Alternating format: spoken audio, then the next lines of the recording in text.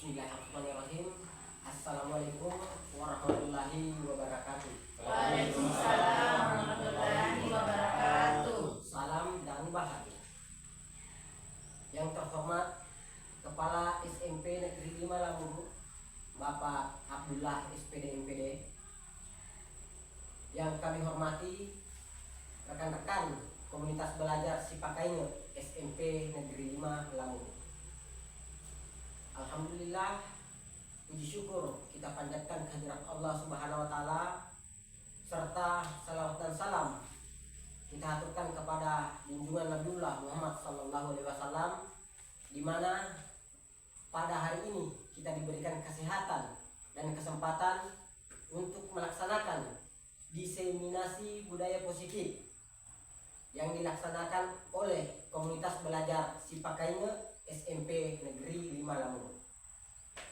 Dan alhamdulillah telah hadir di tengah-tengah kita pemateri Bapak Andi Muhammad Isra, calon guru penggerak angkatan 10 Kabupaten Bone.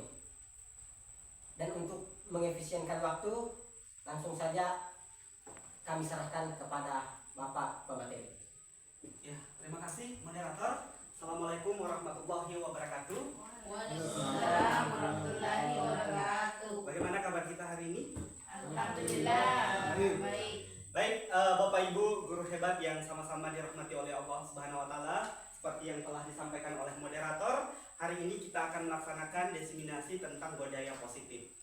Ya, berbicara mengenai budaya positif, berarti kita pertama kali harus tahu dan paham dulu apa itu budaya dan yang mana yang dimaksud dengan budaya positif. Yang dimaksud dengan budaya adalah segala sesuatu atau hal-hal yang dilakukan secara berulang-ulang oleh masyarakat atau kelompok tertentu. Itu namanya budaya. Berarti budaya itu cuma kalau dilakukan satu kali, berarti itu belum dikatakan sebagai budaya. Ya, jadi hal itu dilakukan secara berulang-ulang oleh suatu kelompok atau masyarakat sehingga dikatakan sebagai sebuah budaya. Kemudian pertanyaan selanjutnya, apa itu budaya positif? Yang khususnya yang harus kita bangun di sekolah.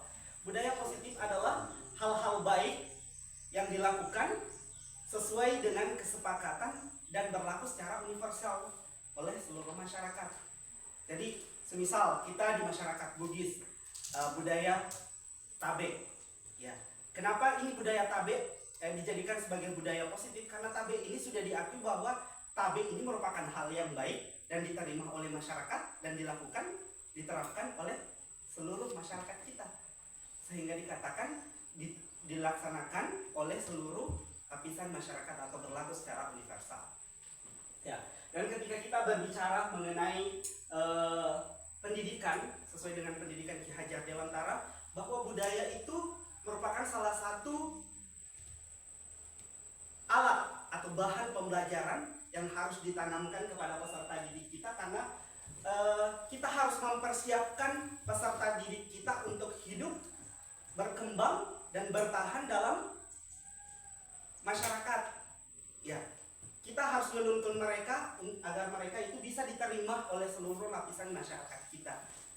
Jadi pendidikan pada saat ini harus diarahkan kepada peserta didik, bagaimana apa yang kita ajarkan kepada peserta didik kita, apa yang menjadi tuntunan kepada peserta didik kita itu bisa dimanfaatkan, bisa berguna bagi peserta didik kita nantinya. Makanya pembelajaran yang harus kita ciptakan itu harus berfokus pada peserta didik. Ya, apa itu budaya positif? Tadi sudah kita jelaskan bahwa adalah budaya positif adalah nilai, keyakinan, dan kebiasaan yang baik di sekolah yang berpihak pada murid agar murid dapat berkembang menjadi pribadi yang berkarakter. Ya, karena ketika hal-hal positif ini dilakukan, inilah yang menjadi karakter, yang menguatkan karakternya. Ya, jadi budaya positif jangan dulu di next. Ya, ini berkarakter sesuai dengan profil pelajar Pancasila. Siswa yang berkarakter. Karakter yang mana yang dimaksud adalah karakter positif yang dapat diterima dan diyakini oleh masyarakat, bahwa hal inilah yang dinamakan karakter baik dan yang ini karakter buruk yang harus kita hindari. Next. Ya. Konsep utama budaya positif yang pertama, perubahan paradigma belajar. Paradigma belajar yang pertama, ini paradigma belajar kita adalah pemikiran kita, persepsi kita terhadap apa itu pembelajaran. Ya, ada satu pandangan bahwa kalau kita mau mengubah perubahan yang kecil, maka ubahlah perilaku. Kalau mau perubahan besar, maka ubahlah paradigma berpikir. Karena dasarnya perubahan itu adalah paradigma berpikir kita tentang apa itu guru menurut kita. Ya, paradigma berpikir kita, oh guru itu seperti ini tanggung jawabnya, seperti ini tugasnya, dan bagaimana kita memposisikan diri sebagai seorang guru di hadapan peserta didik kita.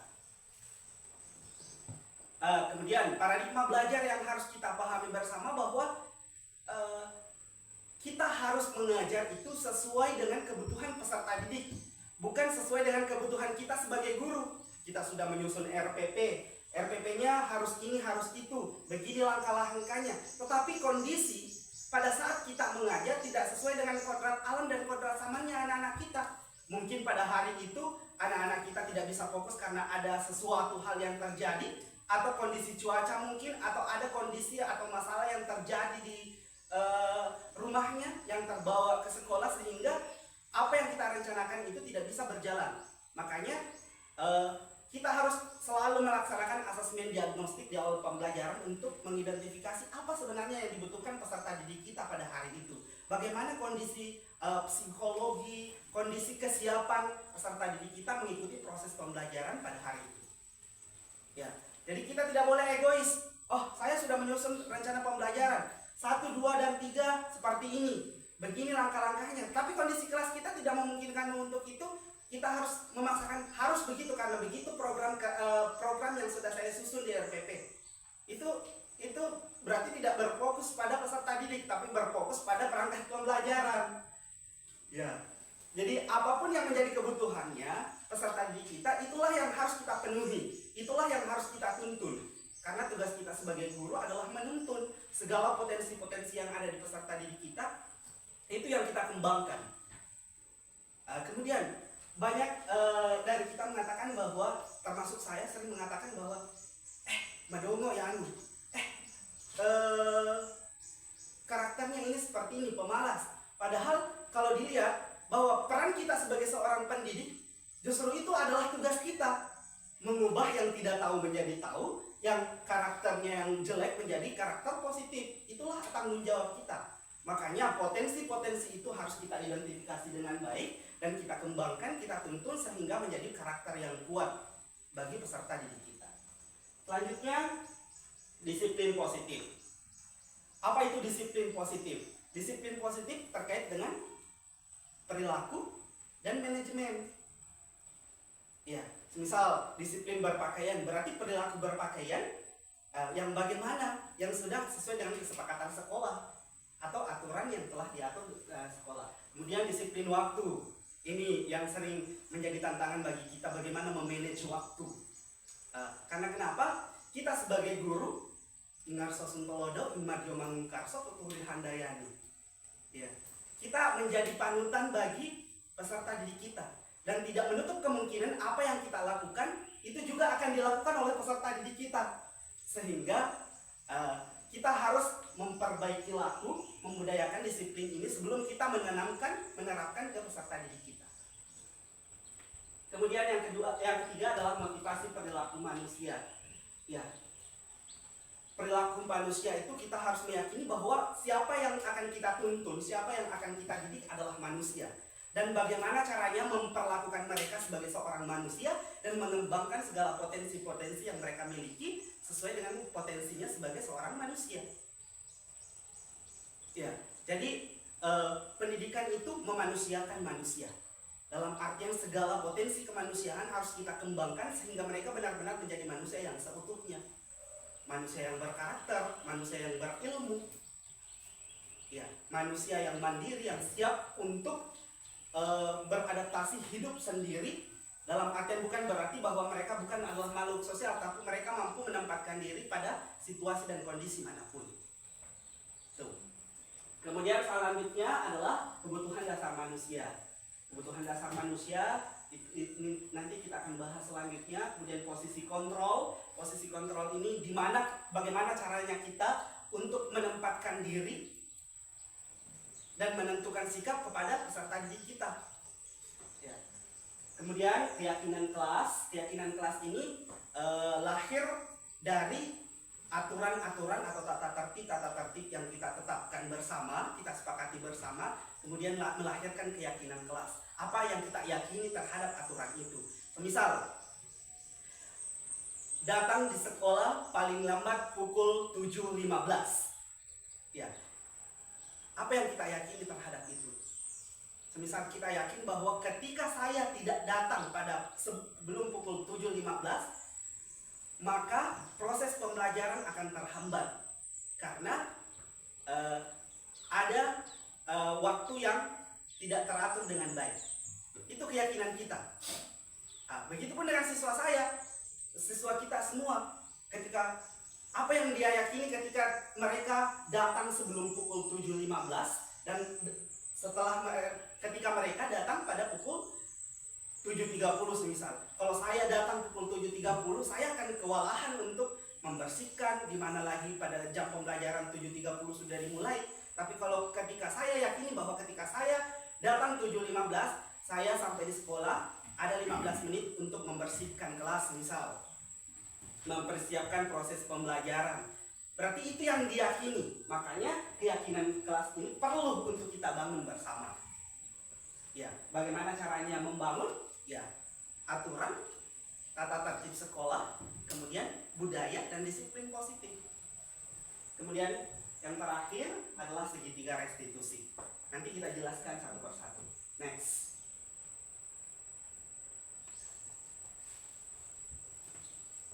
Ya. Lanjut.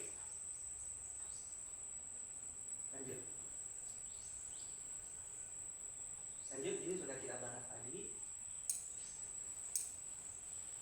Ya, nilai-nilai kebajikan.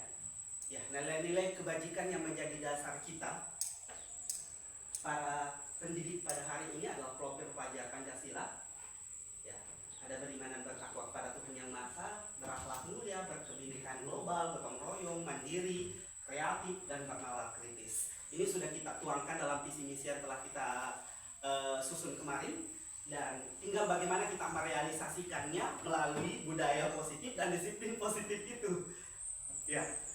Kemudian ya, toleransi, rasa hormat, integritas, mandiri, menghargai, antusias, empati, keingintahuan, itu juga semua sudah tertuang dalam visi misi yang kita susun bersama. Ya. Ini nilai-nilai kebajikan ini merupakan contoh-contoh saja. Masih ada nilai-nilai kebajikan yang lain yang merupakan hasil kesepakatan yang diyakini oleh seluruh lapisan masyarakat kita dan diterima secara universal oleh seluruh masyarakat yang ada. Selanjutnya,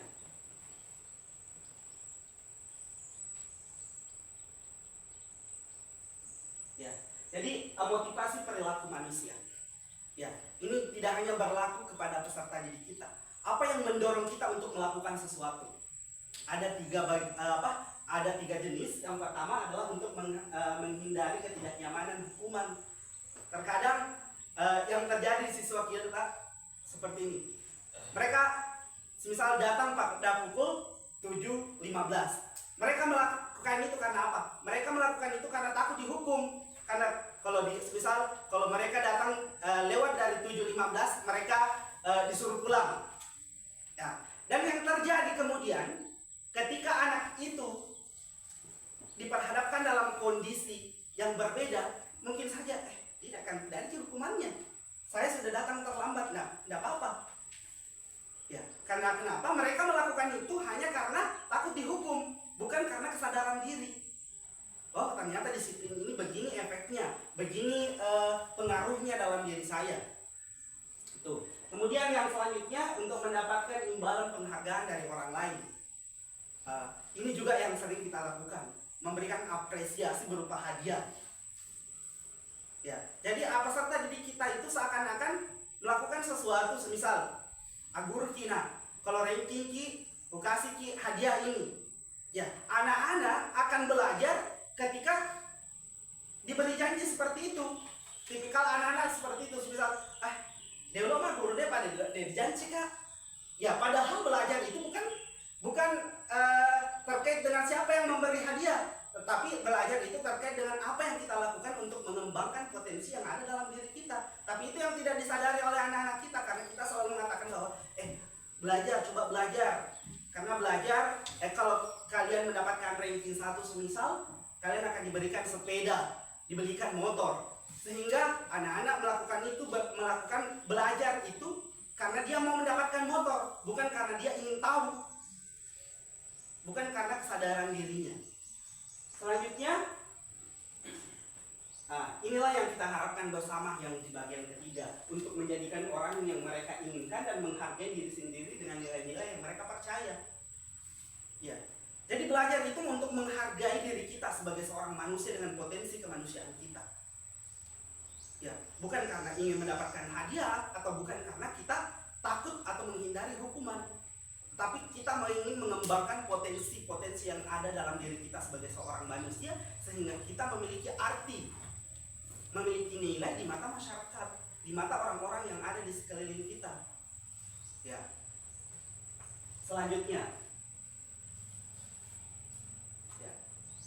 Selanjutnya terkait dengan hukuman dan sanksi. Ya, ini juga hukuman dan sanksi atau konsekuensi. Bapak, Ibu mungkin bisa berpendapat terkait apa perbedaan antara hukuman dan konsekuensi.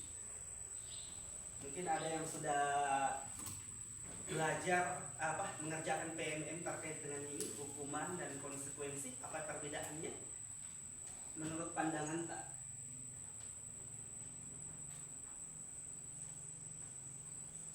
Ya, seperti kasus yang di atas, menurut Bapak Ibu, apakah kasus di atas merupakan hukuman atau konsekuensi?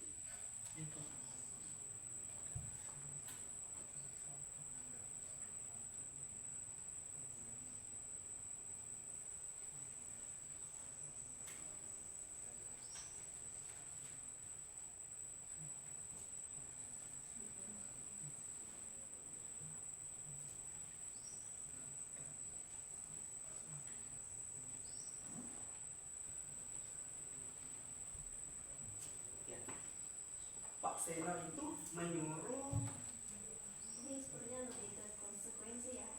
apa? Di atas itu konsekuensi. Mana yang lain? Ada pandangan lain?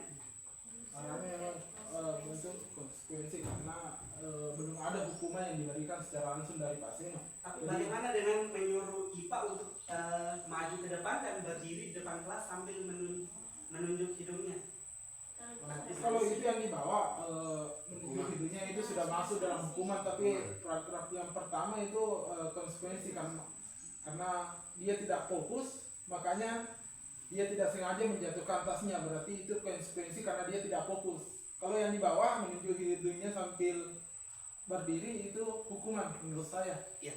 Jadi dari pandangan-pandangan ini coba kita cari perbedaan secara spesifik, mana hukuman dan mana konsekuensi. Menurut saya ini mungkin kalau sanksi, Gimana sanksi? baik, terima kasih atas kesempatan yang diberikan. Menurut saya mungkin kalau sanksi dia dampaknya lebih ke pribadi orangnya, tapi kalau konsekuensi dia akan berdampak ke seluruhnya, mungkin satu komunitas atau misalnya satu kelompok. Jadi konsekuensi itu akan dia lebih berdampak besar. Ya. Kalau sesuai ini sih. Ya. Kalau mungkin ada pandangan lain, Terima kasih. apa? Nah, terima kasih kesempatan yang diberikan kepada saya. Jadi kalau menurut saya agak berbalikan dari pendapat yang pertama tadi. Kalau konsekuensi itu dampaknya kepada diri sendiri. Artinya kita menyadari bahwa saya memang begini perbuatanku. Nah, saya memang bersalah. Bukan hukumannya, bukan dari luar. Kalau hukuman rata-rata dari luar, dari orang lain yang memberikan. Kalau konsekuensi itu kita terima sendiri, kesadaran sendiri bahwa memang saya salah. berarti kita yang Kalau berbuat, sanksi kita yang atau harus. hukuman, ya ya. Ya, Begitu. kalau kita berbuat berarti kita yang Ya, harus. kita yang sedang baunya ke sana. Ya, Mungkin jadi, ada pandangan lain. Terima kasih. Ya. Jadi betul apa yang sudah dikatakan bahwa konsekuensi itu lebih kepada mempertanggungjawabkan apa yang telah kita perbuat. Ya. Jadi kita perbedaan antara hukuman dan konsekuensi, hukuman itu biasanya berbeda dari konteks kesalahan yang dilakukan.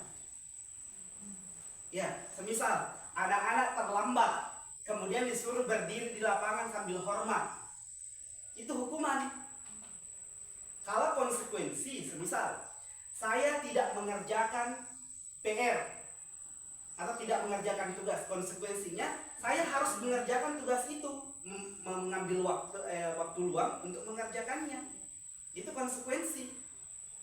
Semisal saya banyak alpaku tidak datang di sekolah, konsekuensinya saya tinggal kelas misal. Ya, berarti antara masalah kasus dengan apa yang menjadi hal yang diterima itu masih satu konteks. Tapi kalau hukuman semisal datang terlambat, disuruh bersihkan WC, ya beda konteksnya. Ya, dalam artian ketika mereka bermasalah karakternya, berarti kalau konsekuensinya adalah karakter yang harus diubah. Ya, semisal masa beli tomat yang dibayar adalah jagung. Kalau konsekuensi apapun yang kita lakukan itu yang harus kita pertanggungjawabkan. Kalau hukuman terkadang beda. Ya, konteksnya yang berbeda. Next. Ya, ini hukuman. Ini perbedaan-perbedaannya yang tidak terlalu jelas ya.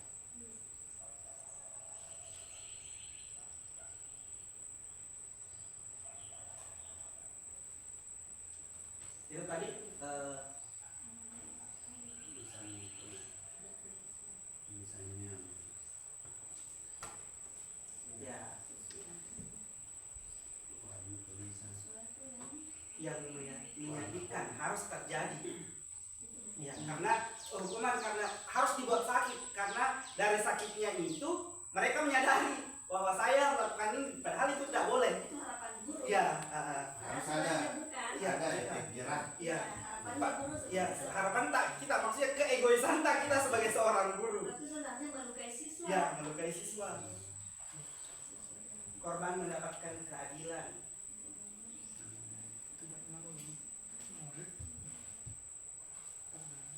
Perilaku pasif, agresif meningkat.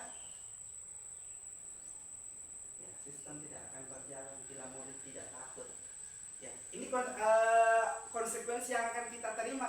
Misal kita mau menghukum, tapi kalau anak-anak tidak takut dengan hukuman yang kita berikan, ya karena mereka itu menyadari melaksanakan itu karena mereka berlandaskan atas hukuman, bukan karena atas kesadaran diri. Ya.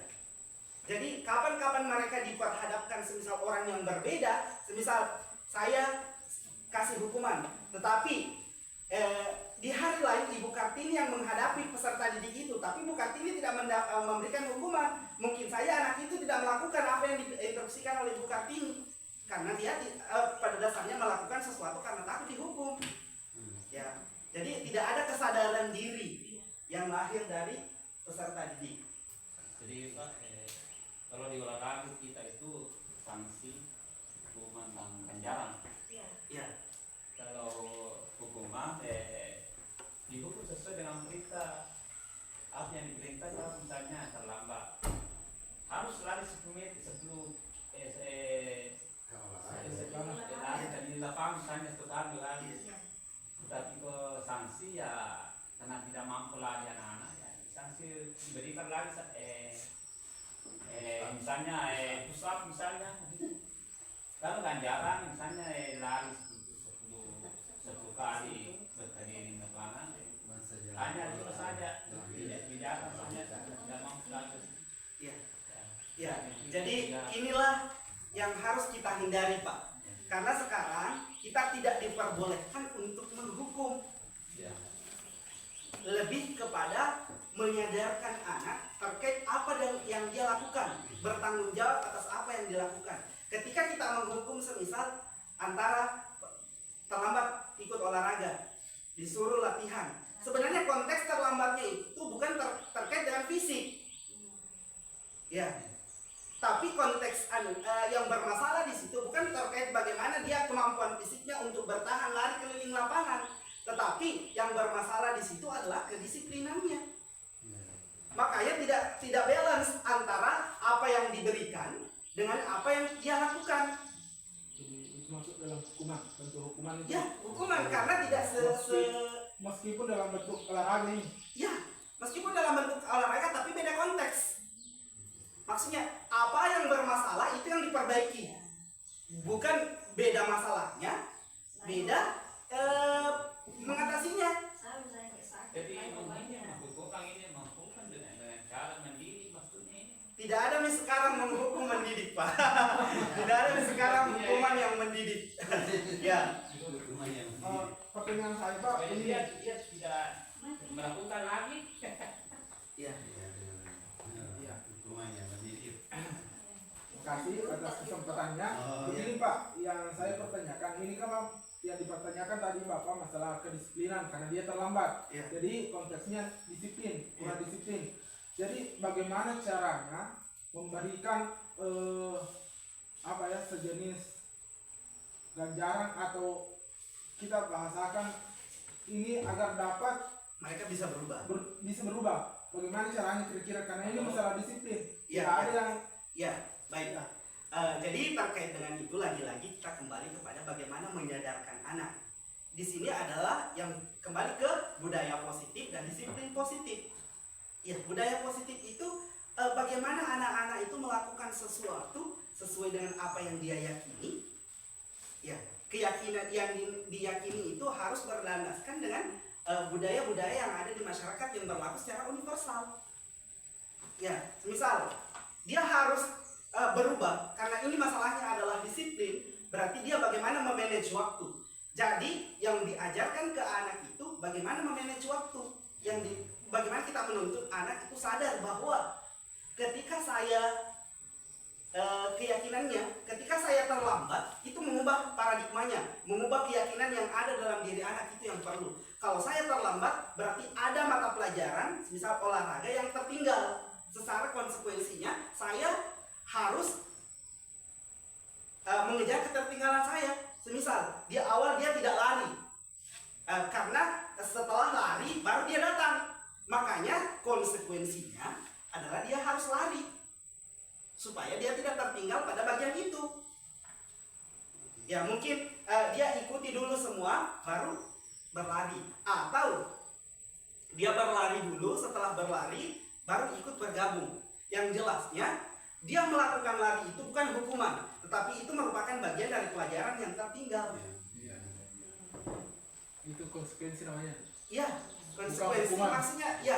Kalau hukuman berarti beda masalahnya, beda yang diberikan. Semisal anak-anak merusak cermin, kemudian disuruh cuci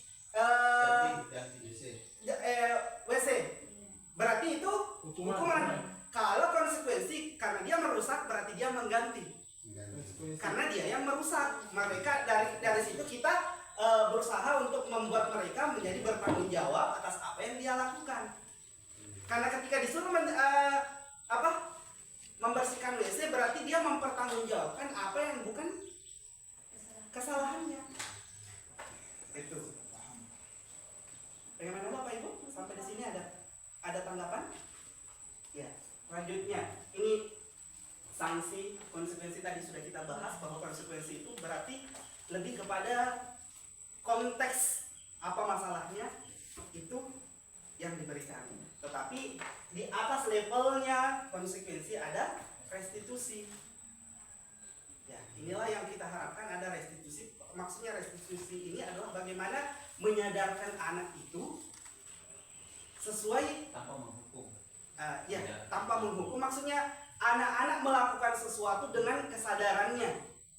Misal saya bersalah di bagian ini, berarti untuk memperbaiki kesalahan itu saya harus begini. Itu lahir dari dirinya, keyakinannya. Kita sebagai seorang guru, penuntun hanya mengarahkan anak-anak bagaimana mereka itu sadar, tetapi tidak menjudge bahwa kamu salah. Tetapi anak itu merasa bahwa saya salah. Ya. Kita tidak mengatakan kamu harus seperti itu, tetapi diupayakan mereka sendiri menyadari bahwa untuk memperbaiki kesalahan saya harus seperti ini. Jadi kesadaran dirinya bertambah. Bukan kita hanya cuma mengarahkan, menuntun supaya mereka sadar. Tapi kita tidak mengatakan kamu harus seperti ini. Karena kalau kita mengarahkan, semisal dia main HP, kamu harus tinggalkan HP kamu itu.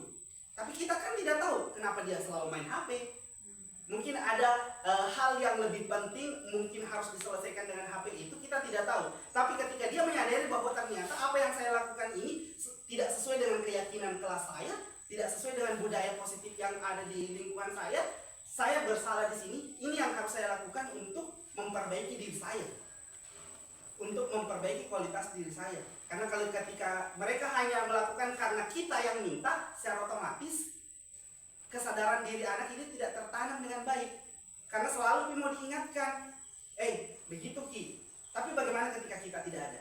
Sementara kita menginginkan peserta didik kita itu mandiri dan terjadi pembelajaran sepanjang hayat.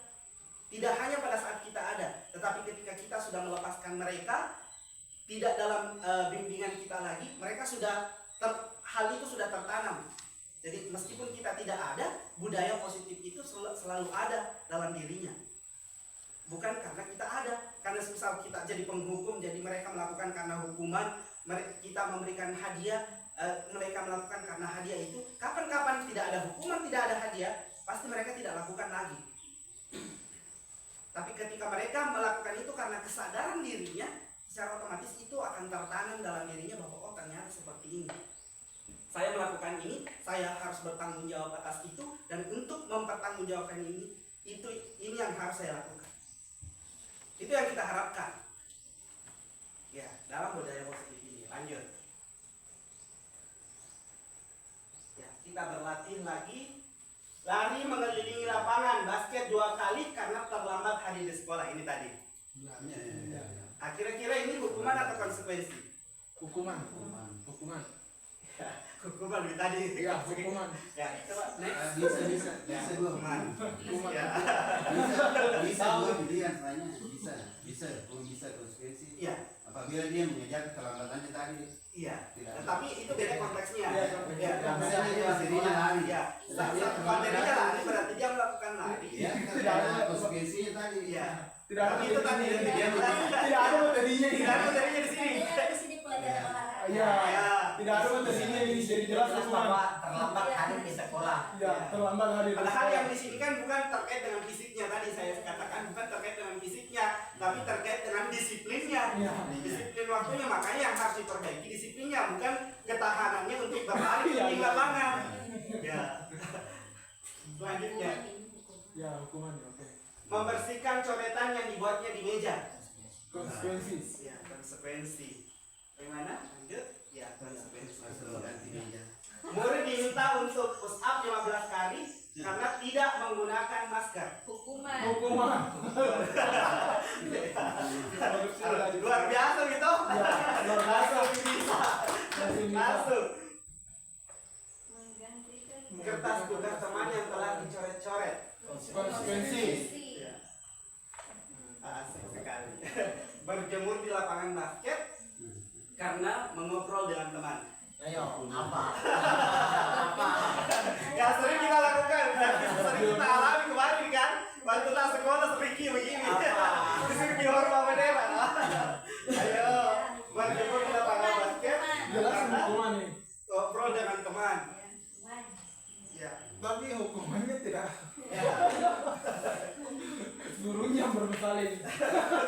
Murid diminta bertelanjang kaki sepanjang hari karena tidak menggunakan sepatu warna hitam sesuai peraturan sekolah. Konsekuensi. Ya. Konsekuensi. Konsekuensi. Konsekuensi. Coba kita apa masalahnya dan apa solusi yang diberikan, apakah masih sejalan atau tidak sejalan. Jangan sampai penyakit paru-paru diobati penyakit kulit. Ya. Konsekuensi. Menurut saya konsekuensi, karena kan itu sudah jadi peraturan sekolah bahwa harus memakai sepatu warna hitam. Terus contoh si A misalnya, si A ini tidak mau menggunakan sepatu warna hitam, jadi otomatis ini konsekuensi gitu. Oh iya, baik. Jadi bagaimana, masih ada pandangan lain? Siapa yang sepakat kalau konsekuensi? Konsekuensi karena peraturan sekolah harus ditaati. Iya. Ya, Ambigu. Oke. Kecuali kalau ini bertelanjang kaki adalah peraturan sekolahnya bahwa kalau tidak pakai sepatu hitam hukumannya bertelanjang kaki. karena bertelanjang kaki disebut kayak masih dia masuk hukuman deh. Iya, Tidak ada dalam saya. bisa masuk dalam hukuman. Masalahnya Bisa juga. pakai sepatu bertelanjang kaki. Bisa juga sepanjang hari lagi. Sepanjang hari lagi hukuman ini. Ya. Sepanjang hari. Bagaimana? Saya Menurut komentar saya, juga pendapat konsekuensi. konsekuensi. Oke, kita lihat. Ini sepatu ya. Kalau saya hukuman. Saya konsekuensi. Saya Rupanya. Bertelanjang kaki sepanjang hari. Iya. Antara melanggar sepatu hitam, berarti yang mau diperbaiki bagaimana anak itu menyadari bahwa sepatunya. Hitam. Kalau disuruh bertelanjang kaki kan lagi-lagi ke fisik lagi. Sementara yang bermasalah bukan fisik, tapi Tapi ini kan aturan. ya, aturan. Makanya dalam menentukan aturan, konsekuensi atas aturan itu harus sejalan. Jangan sampai hakikatnya seperti ini. Tadi kalau sakit kulit berarti yang mau diobati adalah kulitnya. Jangan sampai sakit kulit yang diobati adalah paru-paru. Kan tidak bisa sembuh. Ya, jadi kalau misal karakternya yang bermasalah berarti karakter yang harus diperbaiki. Kalau fisik bermasalah berarti fisik yang harus diperbaiki. Ya, jadi kalau kertas yang dirusaki berarti kertas yang harus diperbaiki. Jangan kertas yang dirusaki disuruh lagi keliling lapangan, berarti kalau keliling lapangan bukan kertasnya yang baik, tetapi ya lapangannya mesok. Ya, seperti itu. Berdiri di depan kelas sambil mengangkat kaki. Satu, karena tidak bisa menjawab pertanyaan hukuman. Ya. Hukuman. Hukuman ini. Hukuman. Oke. Ya, hukuman. Ya, kebutuhan dasar manusia. Kita lanjut karena saya menganggap bahwa Bapak Ibu sudah bisa membedakan yang mana hukuman, yang mana yang konsekuensi. Ya, yang jelasnya konsekuensi itu ada dalam aturan dan memperbaiki yang bermasalah, bukan beda masalahnya. Ya. Ya. Jadi mulai saat ini tidak ada yang kata menghukum, tapi bagaimana anak-anak Hukum mandiri. ya, konsekuensi juga diupayakan. Konsekuensi, pemberian konsekuensi itu diminimalisir. Yang ada adalah menyadarkan anak terkait dengan apa yang dia lakukan, supaya itu tertanam bahwa ketika saya bermasalah di sini berarti begini cara saya untuk memperbaiki masalah ini. Karena kalau kapan-kapan selalu hukuman-hukuman, berarti yakin anak-anak akan berbuat karena hukuman, tapi bukan karena kesadaran dirinya. Sekarang kebutuhan dasar manusia. Kenapa anak-anak selalu berbeda? Karena kebutuhan dasarnya berbeda-beda. Ya. Dan kenapa pembelajaran selalu berbeda-beda? Harus pembelajaran berdiferensiasi. Karena karakter, kemampuan peserta didik kita itu berbeda-beda. Ya. Kebutuhan dasar manusia adalah segala sesuatu yang kita lakukan untuk mendapatkan apa yang kita inginkan. Ya. Seluruh tindakan yang kita lakukan memiliki tujuan tertentu dan semua usaha terbaik yang kita lakukan adalah dalam rangka agar kebutuhan dasar kita terpenuhi dengan baik. Ya. Yang pertama, next, apa yang termasuk dengan kebutuhan dasar manusia? Bertahan hidup. Anak-anak, semisal ada anak-anak yang selalu bawa makanan ke kelas, bawa minuman ke kelas. Mungkin secara itu adalah kebutuhannya, karena dia mungkin haus, selalu cepat haus karena kondisi fisiknya yang cepat haus, atau bawa makanan karena ada Ya, itu kebutuhan dasarnya yang berusaha dia penuhi. Makanya wajar mereka melakukan itu. Jadi kita harus mengidentifikasi dia melakukan seperti itu karena apa? Apa alasannya? Apakah karena dia kebutuhan hidupnya, atau dia memerlukan kasih sayang dan rasa ingin diterima? Misal Adrul, Vika, kenapa sih Vika selalu menyendiri? Mungkin kasih sayang dan rasa diterima di dalam temannya itu yang tidak dia dapatkan, sehingga mereka melakukan hal itu. Ya, terkadang kan kita secara pribadi pasti merasa terasingkan, merasa tidak menjadi bagian dari kelompok kita sendiri. Ya. Sehingga kebutuhan dasar kita itu tidak merasa terpenuhi. Kita butuh kasih sayang, rasa diterima, tapi kita tidak mendapatkan. Makanya ada perbedaan perilaku tindakan kita pada saat itu. Ya, inilah yang harus kita pahami juga di dalam mengajar di kelas. Karena kebutuhannya anak-anak itu berbeda. Mungkin ada anak-anak antara ada orang tuanya dan sudah tidak ada orang tuanya. Pasti karakternya di dalam karakter bawaannya dalam kelas berbeda.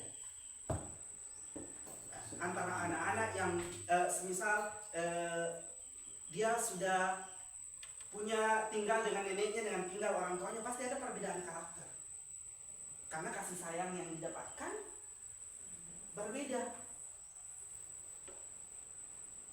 Ya. Ini. Kemudian penguasaan. Penguasaan terkadang kita menempatkan diri berdasarkan penguasaan kita, kompetensi diri kita. Semisal saya seperti ini karena saya merasa bahwa saya bisa. Tetapi ketika saya melakukan itu, saya merasa tidak bisa, secara otomatis tidak bisa seperti ini.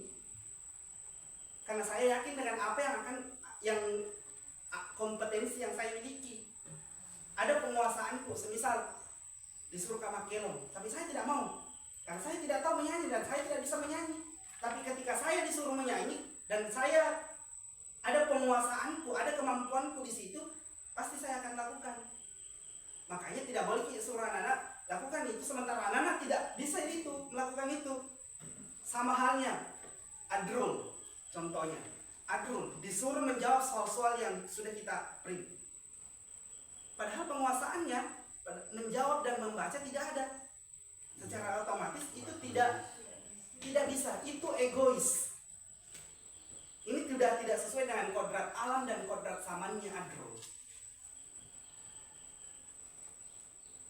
Ya, karena dia tidak ada penguasaannya. Kapan-kapan kita dilakukan, yakin Adrul saat ini merasa teraniaya, ya, terkucilkan. Karena dia diberikan sesuatu yang dia tidak bisa. Kenapa Adrul? Saya amati. Kenapa Adrul itu kalau disuruh begini, ada kaitannya dengan ulangan, ada kegiatannya dengan tes, dia selalu tidak hadir. Padahal dia itu anaknya paling cepat datang, paling cepat membersihkan. Tapi pada saat seperti itu dia tidak ada. Karena dia merasa bahwa dia tidak menguasai, dan ketika dia disuruh dipaksakan untuk melakukan hal itu, dia merasa terkucilkan. Kondisi emosionalnya itu akan bermasalah. Ya. Lihat Ki, perhatikan Ki Adrul pada saat disuruh menulis teman-temannya dan dia diabaikan saja. Langsung saja diam. Kayak kebingungan apa, dan itu akan merusak mentalnya. Ya, makanya kita harus memikirkan kebutuhannya Adrul, penguasaannya, apa yang dikuasai dan apa yang dimiliki oleh Adrul yang bisa jadi kekuatan untuk mengembangkan potensinya yang lain. Cuma kedisiplinan. Dia rajin ke sekolah tanpa disuruh dia membersihkan. Ya. Itu yang saya lihat. Adrul disiplin, rajin. Berarti kita harus menjadikan kekuatan ini untuk mengubah potensi yang ada dalam dirinya menjadi sebuah kompetensi. Bisa saja dengan kedisiplinannya, karena dia rajin, dia bisa menutupi kelemahan-kelemahan yang ada. Jadi itu yang harus kita pikirkan, bagaimana caranya mengubah kondisi, mengubah potensi yang ada pada Adrul itu menjadi sebuah kompetensi dengan menggunakan kekuatan-kekuatannya Adrul. Apa yang dimiliki Adrul? Jangan dipaksakan seperti siswa-siswa lain yang sementara kebutuhan dasarnya berbeda, kemampuannya, kompetensi yang dimilikinya juga berbeda. Selanjutnya Pak, mereka ngapus kiri yang hapus dibentuk kayak dia baru hapus kiri yang bukan adrul yang harus berubah, tapi kita sebagai guru yang harus mengubahnya. Kita harus menuntunnya. Sekarang yang kita bisa lakukan untuk adrul adalah menganalisis apa kekuatan yang dimiliki adrul, ya kemudian apa alasannya kenapa seperti itu, apa yang bermasalah di balik itu, dan kita berusaha untuk menggali potensi itu dan menjadikan potensi itu kita yang harus menuntun adrul. Apa yang dia harus lakukan? Ya, yang jelasnya jangan perlakukan adrul seperti teman-teman yang lain. Karena kapan-kapan kita perlakukan, yakin karakter adrul semakin hancur. Bisa-bisa dia berhenti sekolah. Ya, bisa-bisa dia berhenti sekolah karena dia tidak mendapatkan penguasaan, rasa diterima dengan temannya, kemampuan bertahan hidupnya dalam kelompok, dan yang selanjutnya adalah kebebasan. Dia tidak akan merasa bebas. Dia tidak akan merasa merdeka belajar karena mereka dipaksakan untuk melakukan sesuatu yang tidak bisa, sehingga dia tidak merasa merdeka. Kebebasan yang dimaksud di sini kebebasan yang bertanggung jawab, dalam artian bebas tapi kita mempertanggungjawabkan kebebasan itu, tidak hanya melakukan, tetapi kita menyadari kita melakukan itu karena kita sendiri, untuk diri kita sendiri. Kalau yang kita itu saya lihat itu kalau di orang itu sosialnya yang tidak sehat, kesehatan sosialnya. Iya, mungkin saja dia ada di rasa diterima. Karena saya perhatikan Vika ini adalah anak yang pintar. Iya, seperti Iya. itu. Kalau di seni budaya dia aktif. Pengetahuan yang kurang. Saya bahasa Indonesia paling bagus, kemampuan untuk pengetahuan bahasa Indonesianya Vika. Menerima. Kalau saya pikir di kelasku dia aktif. Iya. Makanya Iya, saya iya. lihat Saja tidak Iya. mau Iya, karena Disuruh ini juga di seluruh Iya. pelajar aktif memang. saya bukannya membandingkan anak. Ya, Ya, cuma karena salah ketika sosialnya saya, tidak ada. ya, ketika saya membandingkan antara Vika dengan semisal Dila. Vika itu satu kali saja aku kasih bilang begini Kina, dia bisa melakukan mengeksekusi dengan baik. Pak KBI sini toilet. Tadi tadi tidak. Ini kita Ya. Jadi itu ada. Yang selanjutnya adalah kesenangan. Kesenangan. Terkadang kita memberikan tugas, menuntut sesuatu, bukan menuntun tapi menuntut. Padahal anak-anak tidak senang. Ya. Bagaimana pembelajaran itu bisa aktif, kreatif, inovatif, dan menyenangkan. Harus mereka senang, karena kalau mereka tidak senang, mereka tidak akan nyaman. Ketika mereka tidak akan nyaman, mereka akan melakukan sesuatu di luar dari apa yang dia mau. Ya.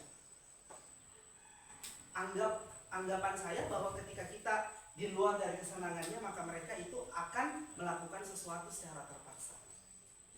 Lagi-lagi kembali ke menghukum, karena kita menuntut mereka untuk melakukan sesuatu di luar dari apa yang dia mau.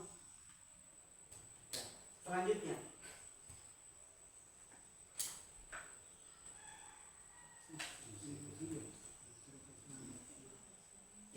kira-kira kebutuhan dasar mana yang bermasalah di sini? Ibu Ria, terbaca Pak. Ibu guru dia kelas 6 dan bingung menghadapi ulah salah satu murid di kelas bernama Mus. Beberapa anak telah datang dan mengeluhkan Agus yang seringkali meminta bekal makan siang mereka dengan paksa. Jika Anda menghadapi situasi seperti Bu Ria, apa yang akan Anda lakukan menurut Anda? Kira-kira apa alasan Agus melakukan hal itu? Kalau dari segi ini kira-kira kebutuhan dasar yang bagian mana yang bermasalah di Bagian ada di pemenuhan kebutuhan bertahan hidup. bertahan hidup. ya, karena dia lebih mungkin siswa ini ya, Selalu memakai. ya selalu memakan sementara Bisa bertahan. Nanti uang jajannya kurang kah atau apa. dia tinggal sama neneknya. Kan biasanya kalau sama nenek atau orang lain bantuinnya kan. Kalau dari segi teman-temannya, kalau kita tinjau dari segi teman-temannya, kebutuhan dasar mana yang tidak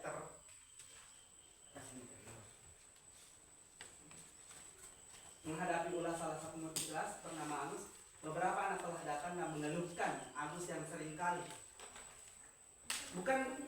bukan Agus lagi sekarang, temannya Agus, kebutuhan dasar mana yang mereka Coba kembali tadi ya di kebutuhan dasar. Slide yang sebelumnya. Kebutuhan dasar. Kasih sayang dan Teman-teman harus Iya, dia iya. kebebasan. ya Kebebasan ya. ya kebebasan. Mereka tidak bebas, tidak Ya, ada. selalu ada Agus yang menghalangi, padahal mereka mau menikmati. Ya, Tidak bebas makna menyumbang ini. Jadi mungkin besok-besok berpikir, jangan nggak saya bawa deh, ada di Agus. iya. Nanti lagi bekal tuh. Oke, lanjut next. Ini Agus Meksik Agus apa? Dan orang tuanya tidak membawakan makanan yang Iya. biasa, rival kebutuhan bertahan hidup. Ya. Kemudian teman Agus dari Teman Agus jadi Parendau. perhatikan Agus, Jadi perlu jadi di situ. Ini yang kedua. cinta dan rasa ingin diterima. Iya. Teman Agus jadi perhatikan Agus. Ya, dari sisi lain mereka memperhatikan Agus. Ya. Dia merasa hebat karena temannya jadi takut dan menuruti keinginannya. Berarti dia adalah penguasaan, kekuatan, power. Agus hanya iseng dan dia menikmati ekspresi wajah temannya yang salah, pangan, kebahagiaan. Tapi Agus sudah merasakan. Ya, Yang lain berpegang. Agus merasa bosan dengan bekal kebebasan. Jadi bisa saja dalam satu kondisi itu banyak kebutuhan-kebutuhan yang mau dipenuhi. Makanya selalu kita harus mampu menganalisa bahwa oh ini yang bermasalah. Karena potensi-potensi masalah itu bisa saja ada di lima-limanya ada. Ada tentang kebutuhan dasarnya, ada tentang kemampuan bertahan hidupnya, kasih sayangnya kak, penguasaannya kak. Jadi itu semua harus diidentifikasi. Ada kebosanan kan? Iya. Lanjut.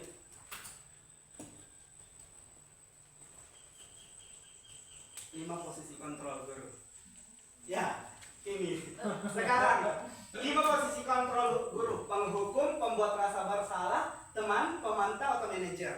Yang Bapak Ibu sering, yang posisi Ibu sekarang, Bapak Ibu sekarang, yang mana?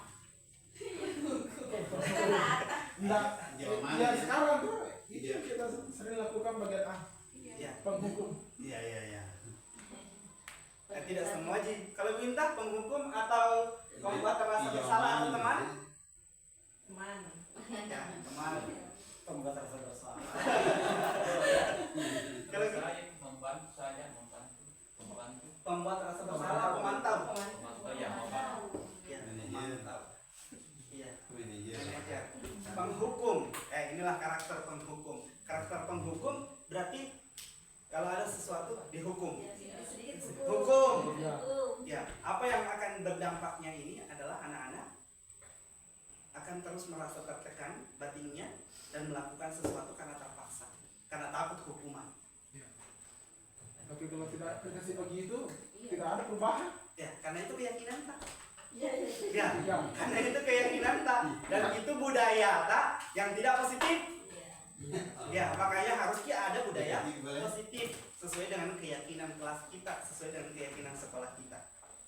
Ya, karena baik menurut kita belum tentu baik untuk anak-anak. Karena biasanya contohnya saja pembersihan. Biasanya kalau kita biarkan cuma anak perempuan saja yang membersihkan. Kalau kita tidak, kenapa anak laki-lakinya tinggal? Coba perhatikan saja kalau pagi Pak, pasti anak laki-lakinya tinggal di sana main HP, sedangkan perempuannya lagi membersihkan. Ya, makanya yang perlu dilakukan di sini adalah bukan menghukum. Karena ketika kita menghukum, ketika kita tidak ada, anak-anak kembali tidak akan melakukan. Karena tidak ada yang hukumi. Sementara dia melakukan karena dia takut dihukum. Bagaimana ketika kita tidak ada? Dan ketika mereka dilepas dari sekolah ini, apakah karakter itu akan bertahan? Mereka terus mau membersihkan? Tidak kan? Karena dia melakukan sesuatu karena Iya. Terus bagaimana langkah kita supaya dia mau merasa bahwa saya juga punya kewajiban untuk membersihkan? ya, jadikan itu sebagai kebutuhan dasarnya. Supaya mereka sadar bahwa saya butuh ini, saya butuh sikap ini, saya butuh karakter ini. Ya. Jadi intinya sekarang Pak adalah bagaimana anak-anak itu melakukan sesuatu karena dia menyadari bahwa itu dia butuhkan. Dia melakukan itu karena itu, dan dia tidak melakukan dia karena dia atas kesadarannya juga.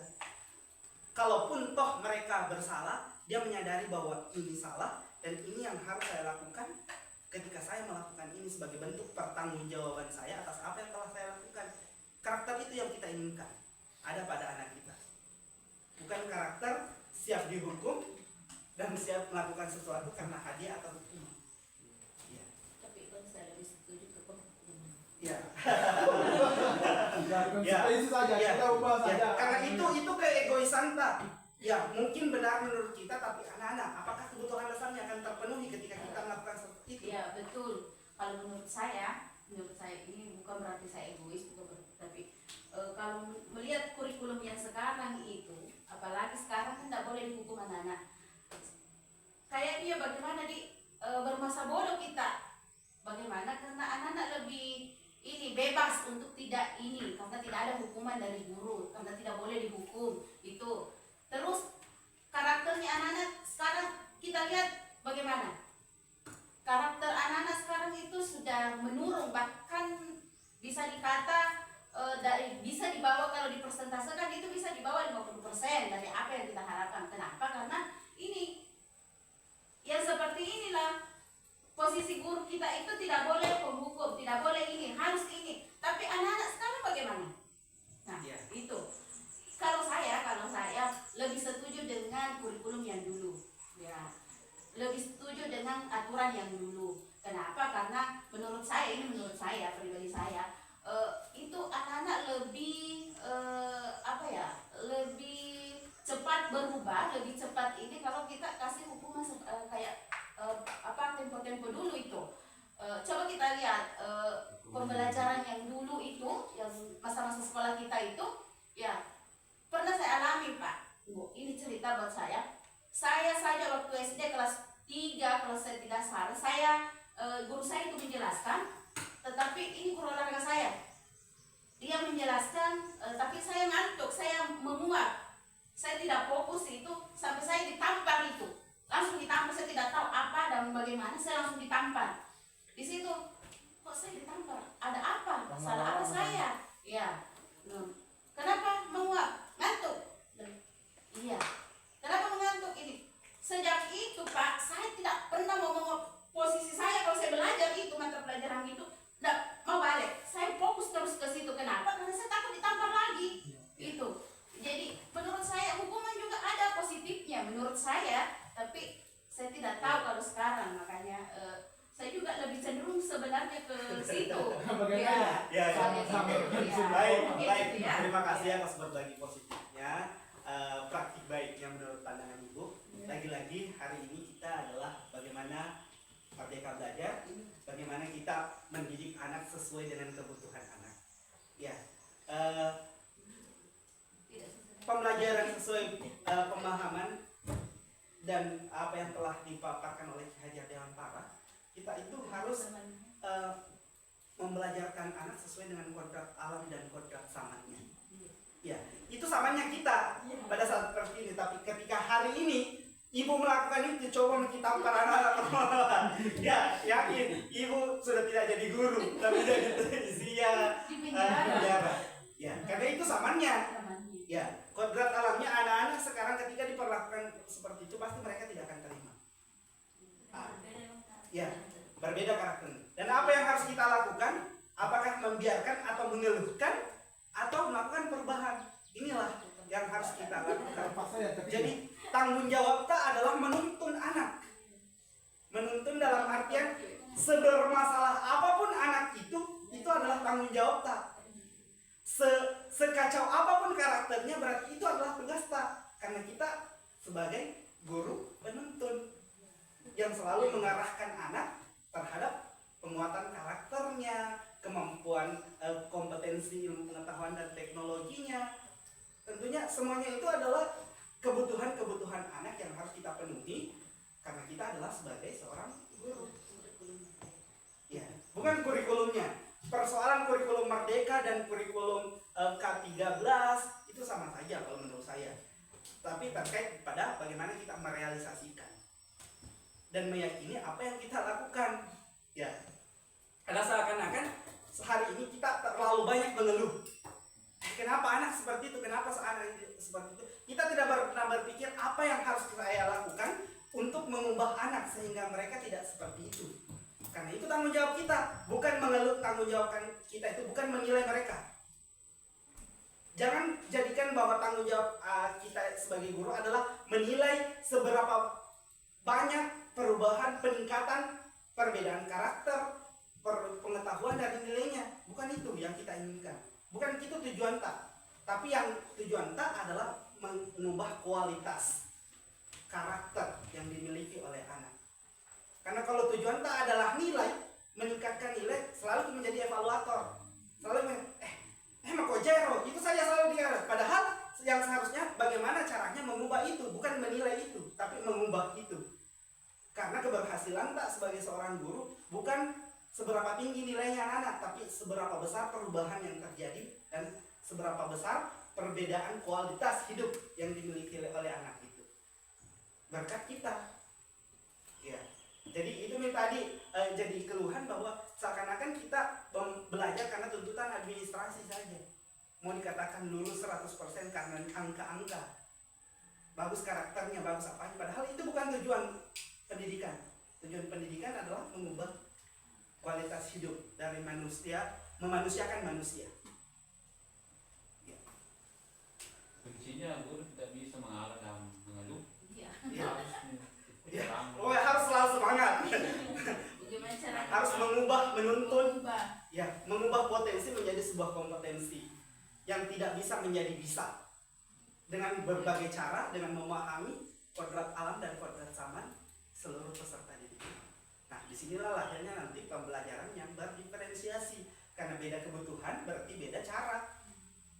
Beda kebutuhan, beda hal yang harus kita lakukan, harus yang kita berikan.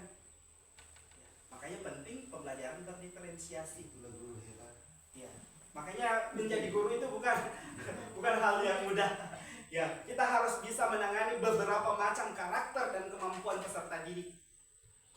Ya, teman, membuat rasa bersalah. Kalau pembuat rasa bersalah sering Dina, kenapa begitu, begini. Oh, gara-gara kamu. Ya gara-gara kamu itu. Oh. Mati Parah kenapa itu. gara-gara Iko? Iya. Apa kayak itu anak merasa bersalah. Lebih parah itu daripada hukuman. Iya. Ya, Ya, lahir dia apa? Bullying. Perundungan. Ya. Tidak sadar sebenarnya gurunya sudah merundung siswa di situ. Iya. Oke. Kemudian teman, ini juga. Ini yang terjadi. Saya, Ibu Inta, Pak Raham. Dan apa yang terjadi ketika menjadi teman, anak-anak tidak segan. Anak-anak itu menjadi selalu mau mendapatkan perhatian lebih dari kita. Dan ketika mereka bersalah selalu mendapatkan selalu memposisikan dirinya bahwa jangan begitu Pak, kan berteman ki, akrab ki. Jadi terkadang ada sesuatu pembelajaran yang mau kita lakukan karena persoalan itu sehingga tidak terlaksana. Misal dia tidak mengerjakan tugas karena posisi tak di sini memposisikan diri tak sebagai teman. Singkai dia bilang nama apa nih? Loh, pasti ada. Selalu karena teman ini begini. Selalu curhat sama saya. Ketika rasa itu selalu ada pada anak, yakin anak-anak juga. Jangan ibu minta betul. Anggota, kan begitu. Ya, jadi anak-anak itu terkadang melakukan sesuatu yang seenaknya saja, tidak terkontrol. Begitu kan Bu yang terjadi?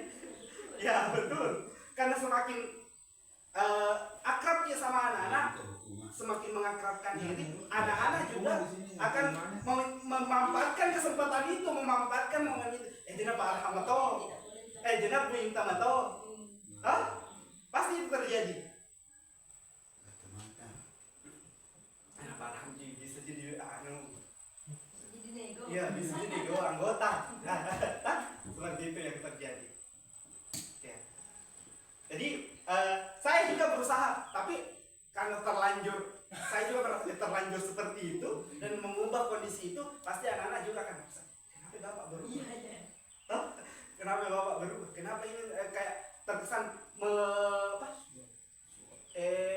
menjauh? Padahal itu yang kita hindari.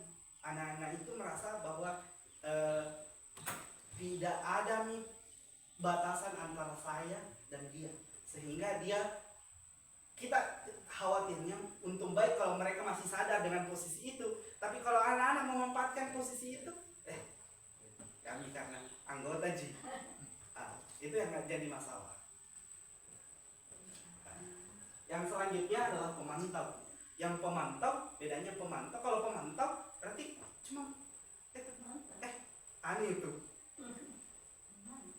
Melihat, Ya, memantau saya. melihat. Terkesan memantau dan membiarkan. Iya. Iya. Tidak mengingatkan. Sama. Kapan itu menjadi pemantau? Ketika misal Pika bermasalah seperti itu. Pika apa keroy? Apa sih? Tapi kita tidak berbuat sesuatu untuk mengubah itu. Berarti posisi kita adalah pemantau. Hanya menilai semua yang terjadi di sekeliling kita.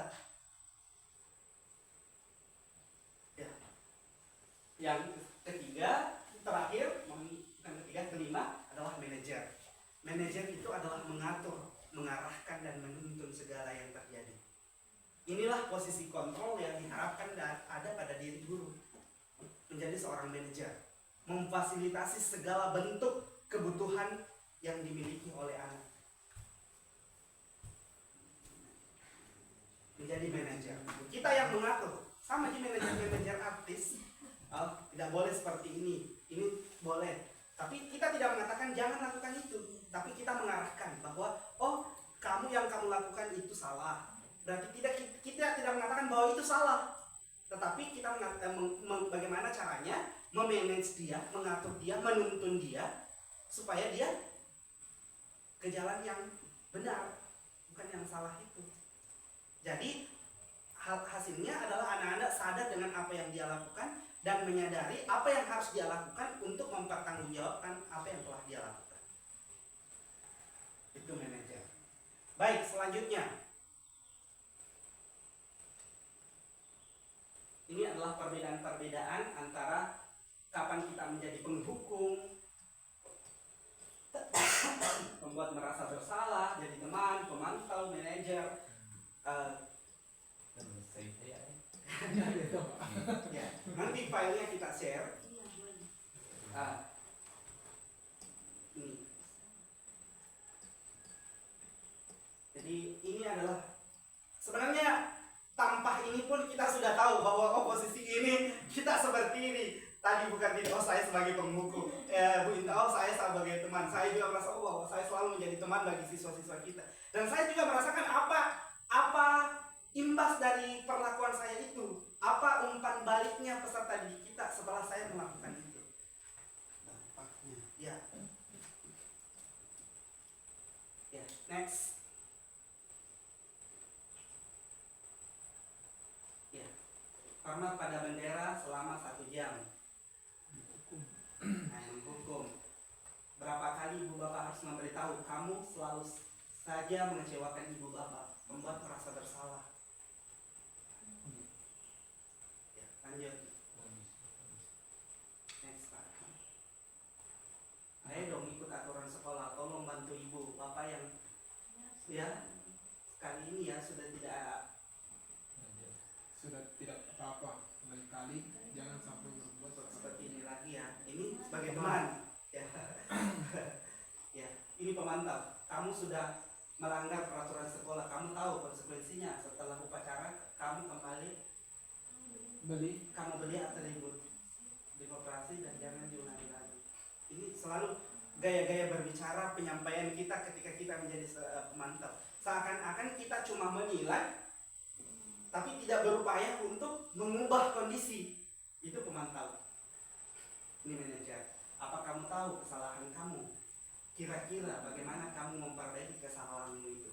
Ini manajer. Bagaimana anak-anak itu menyadari kesalahannya sendiri dan memutuskan bentuk tanggung jawab atas kesalahan itu, sehingga nanti anak-anak dari budaya positif ini, dari disiplin positif ini lahir sebuah karakter yang kuat dalam diri anak itu. Bukan karakter yang karena hukuman, bukan karakter karena hadiah, ya, atau perlakuan khusus yang didapatkan oleh orang lain. Karena kapan-kapan perlakuan khusus karena orang lain, yakin perlakuan yang diberikan itu hanya kepada orang yang memberikan perlakuan itu, tidak berlaku untuk orang yang lain, untuk semua. Padahal kita harus melahirkan generasi yang siap di segala situasi dan kondisi. Kita mau melahirkan peserta didik yang mandiri. Ya, lanjut. Ya, kita studi kasus lagi.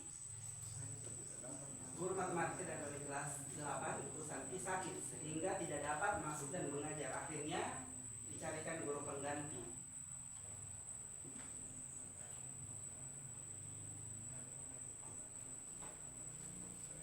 Saya tugasnya dikerjakan, nanti ibu ditegur bapak kepala sekolah. Kalau kalian tidak kerjakan tugas, tolong bantu ibu ya.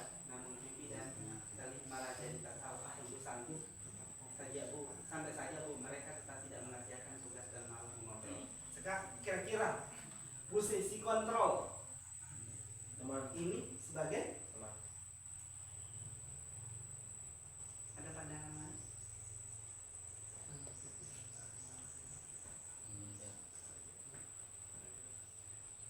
Oh teman. Apa? Teman.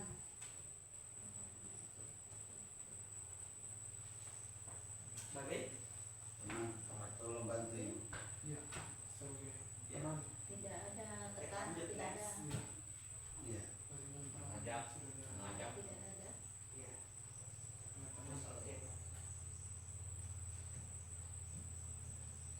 Ada merasa bersalahnya, ada yang posisi teman. Posisi sebagai pembuat merasa bersalah karena dalam kasus Pipi dan Natali mengucapkan ayolah tugasnya dikerjakan.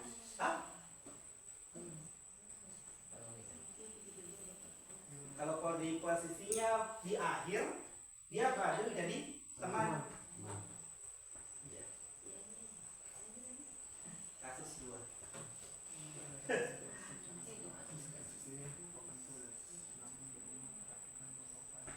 Soal literasi sedikit.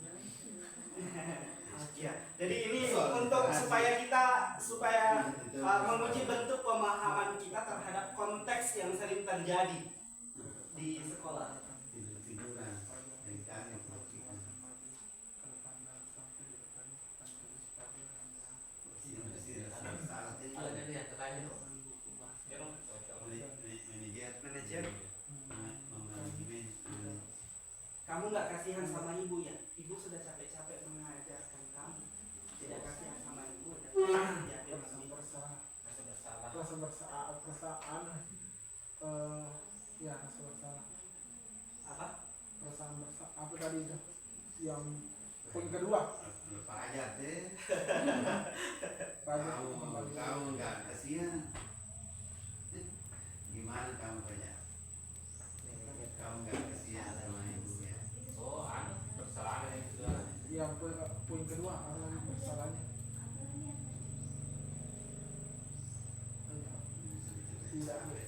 Oh, ya nah Pemantau pajak hanya Ada nggak tidak pemantau sebagai penghukum teman, bersalah, teman teman. bersalah, sama sebagai manajer. lah kan itu dulu. Kalau saya manajer dan merasa bersalah ini Yang mana ya kita coba analisis. iya ya Next. posisi kontrol dengan posisi apa Ya. membuat merasa bersalah. Salah.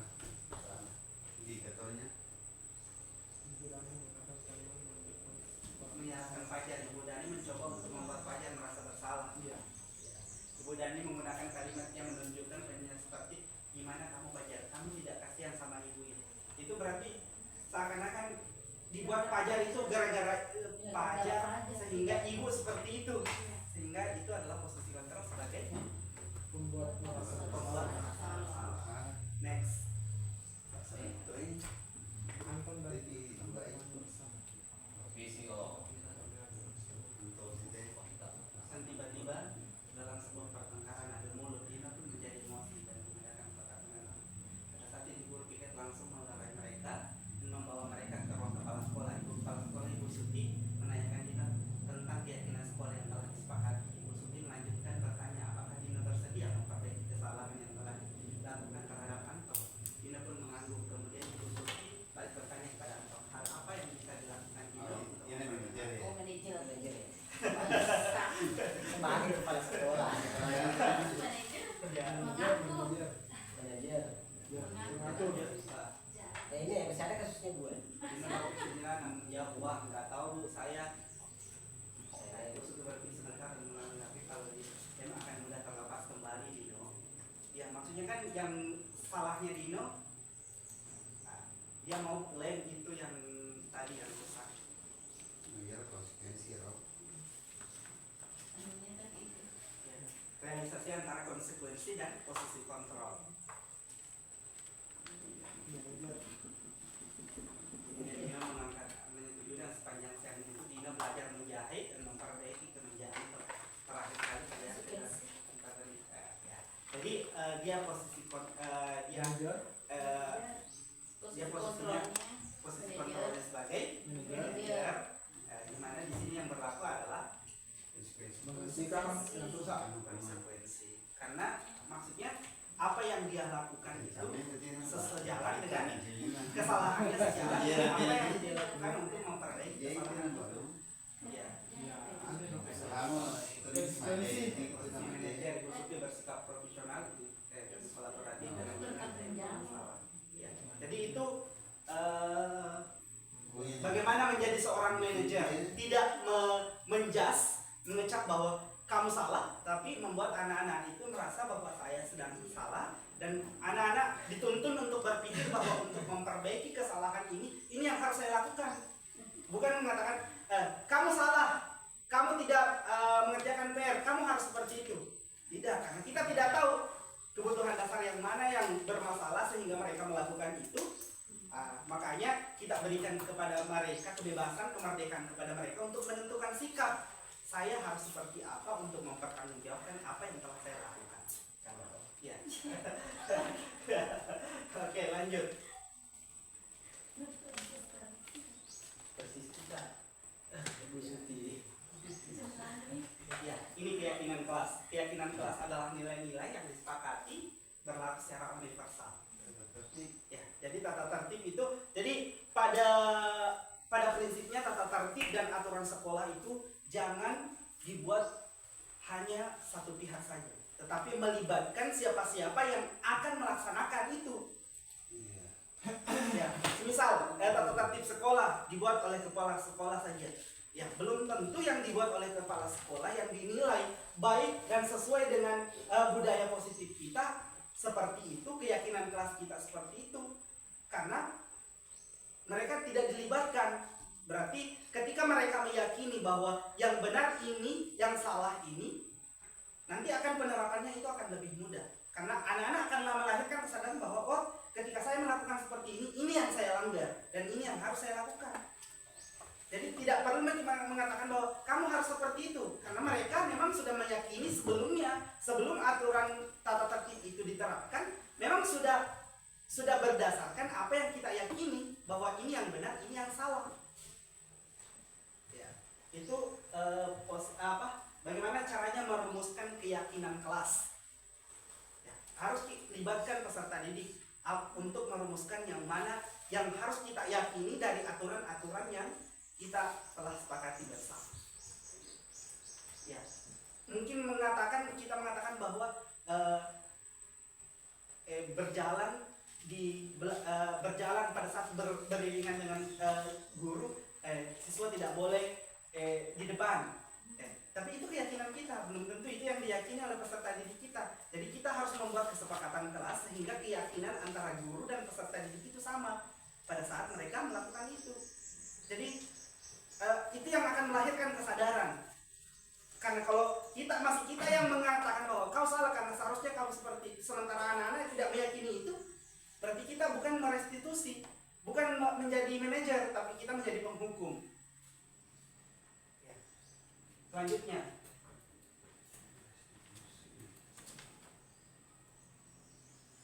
ya, ini keyakinan kelas seperti yang sudah saya jelaskan tadi. Ya. Ini contoh antara peraturan dan keyakinan. Selalu kembalikan buku pada tempatnya. Itu adalah bentuk tanggung jawab. Ya, keyakinannya, saya harus bertanggung jawab untuk merealisasikan peraturan ini. Dia harus meyakini bahwa saya harus bertanggung jawab karena saya yang mengambil, berarti saya harus mengembalikan. Di sini saya ambil, berarti di situ saya harus kembalikan. Itu adalah tanggung jawab. Dilarang mengganggu orang lain, menghormati orang lain dan diri sendiri. Jadi beda peraturan dengan keyakinan. Ya, maksudnya peraturannya, semisal ini contohnya Bu, dilarang membuang sampah pada tempatnya. Keyakinan tak apa terkait dengan aturan itu. Kalau saya membuang sampah pada tempatnya, saya akan budaya positifku saya akan rusak. Semisal itu yang saya yakini. Kalau saya membuang sampah berarti saya tidak tidak bertanggung jawab atas sampah yang saya buang. Kemudian saya akan mencemari lingkungan. Ya, itu yang saya yakini. Jadi ini keyakinan inilah yang membuat saya tidak melakukan hal itu, tidak melanggar peraturan itu. Ya, peraturannya, kemudian keyakinannya adalah posisi kita, keyakinan kita terhadap aturan itu. Kapan dikatakan bahwa saya melanggar aturan dan kapan saya mengatakan tidak melanggar aturan. Semisal, tadi contoh yang kita ambil dari awal, peserta didik wajib datang sebelum pukul 7.30. Kemudian kita tanya peserta didik kita, apa yang kalian yakini di situ? Ya, saya akan tidak disiplin ketika saya datang setelah jam 7.30. Itu keyakinannya. Iya, beda. Peraturannya itu landasannya. Kemudian keyakinannya apa yang kita yakini dari peraturan itu. Ya. Next. Ya, segitiga restitusi. Ini bagaimana menerapkan posisi kontrol sebagai seorang manajer. Ya. Proses menciptakan kondisi bagi murid untuk memperbaiki kesalahan mereka sehingga mereka bisa kembali pada kelompok mereka dengan karakter yang lebih kuat. Ya, intinya dari segi tiga restitusi ini adalah bagaimana upaya kita untuk membuat anak sadar tentang apa yang dia lakukan dan mempertanggungjawabkan apa yang dia lakukan sehingga dia bisa diterima dalam kelompoknya. Misal membuat murid, ada pun tahapan-tahapan restitusi. Yang pertama adalah membuat murid menjadi lebih memiliki tujuan, disiplin positif, serta memulihkan dirinya setelah membuat salah. Membuat murid untuk jujur pada diri sendiri dan mengevaluasi dampak dan kesalahan yang dilakukan. Kemudian memberikan penawaran bukan paksaan. Penawaran bukan paksaan. Dalam artian kita mengarahkan mereka untuk menentukan sikapnya sendiri, bukan mengatakan kamu harus seperti itu, tetapi dia menyadari bahwa saya harus seperti ini dengan arahan kita, tuntunan kita. Lanjut. Ini ada tiga tahapan restitusi. Yang pertama adalah menstabilkan identitas. Misal ada beberapa video kemarin yang sudah saya buat, menstabilkan identitas. Anak itu kalau merasa bersalah, dia tidak tahu. Ketika anak melakukan kesalahan pasti cemaski. Kita harus menstabilkan dulu supaya dia fokus, dia bisa menyadari dirinya. Kita harus menghargai dulu apa yang dia telah lakukan. Distabilkan dulu kondisi emosionalnya. Karena kalau kapan-kapan tidak stabil, semisal dia masih sudah marah-marah di kelasnya, masih dalam kondisi marah-marah itu, kemudian kita langsung panggil dan tanyakan, pasti yakin mereka akan masih terbawa emosinya. Makanya kita harus membuat dia merasa menyadari dulu apa yang dia lakukan, menyadari dulu siapa dirinya pada saat itu, dan mengapresiasi apa yang dia lakukan, menjadikan bahwa oh itu wajar dilakukan karena sebagai manusia biasa, misal emosi, dia marah-marah, emosi, ya kita sampaikan bahwa wajar kalau itu yang kamu lakukan, itu manusiawi karena manusia itu memang kadang emosi. Ya, dari situ mereka akan merasa tenang bahwa saya sebenarnya apa yang saya lakukan itu ya benar adanya. Tetapi kembali lagi, selanjutnya adalah belum ini validasi tindakan yang salah. Setelah itu baru kita tanya, yang mana yang salah? Menurut kamu apakah yang kamu lakukan itu salah atau sudah benar? Ya.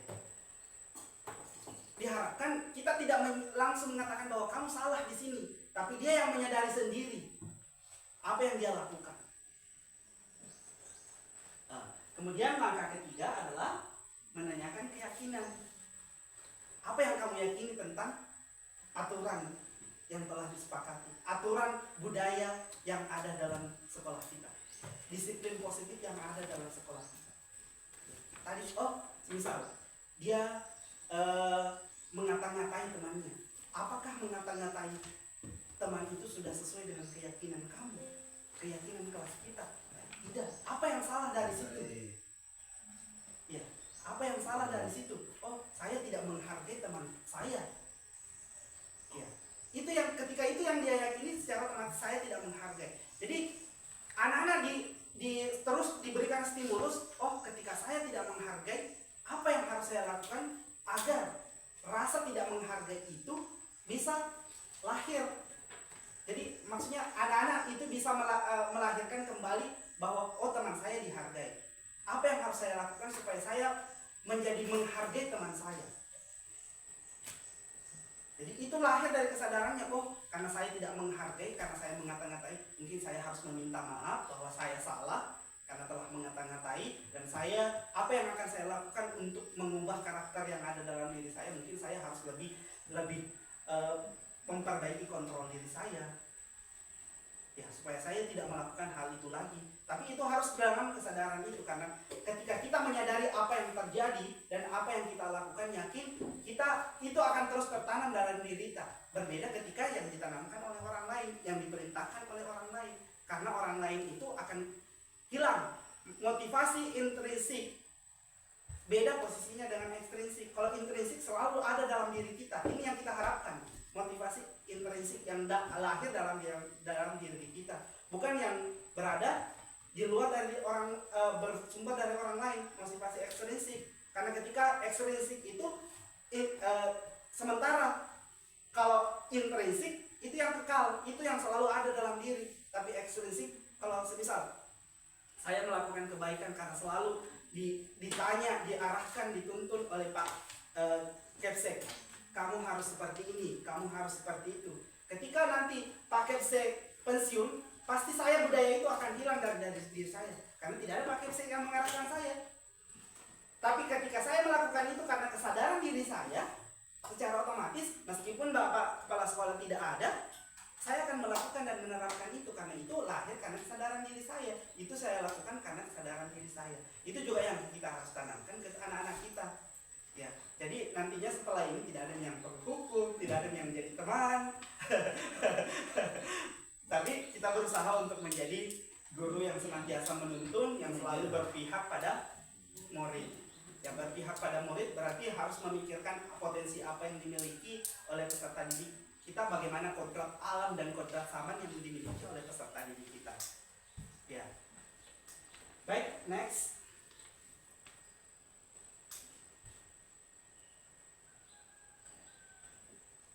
Ini tahapan-tahapan menstabilkan identitas, membuat anak tidak apa-apa, tidak ada manusia yang sempurna. Ini yang sering kita sampaikan ke anak-anak, jangan langsung menjas, salah memang kok. Ya, itu bukan lagi sebagai manajer, tapi membuat merasa bersalah. Jangan kina begitu, kasihan mama ta. Berarti itu salah. membuat merasa bersalah, bukan kita sebagai manajer. Ya, sebagai manajer kita harus mengarahkan, menuntun. Ya. Kamu pasal begitu, saya juga pernah melakukan kesalahan seperti itu. Maksudnya membuat anak merasa nyaman dulu, nyaman dengan kondisi itu, menerima dirinya sendiri, memahami, mengenali dirinya sendiri pada saat itu. Itu menstabilkan identitas. Selanjutnya, next. Kamu pasti punya alasan mengapa melakukan hal itu. Karena setiap pasti mereka menyadari bahwa saya pasti ada pembelaan, karena ada tadi kayak posisi kebutuhan dasar manusia. Karena mungkin karena tidak dihargai, tidak mendapatkan kasih sayang, atau kebebasannya yang bermasalah, kebahagiaannya, sehingga ini nantinya akan menjadi masalah. Ya. Selanjutnya,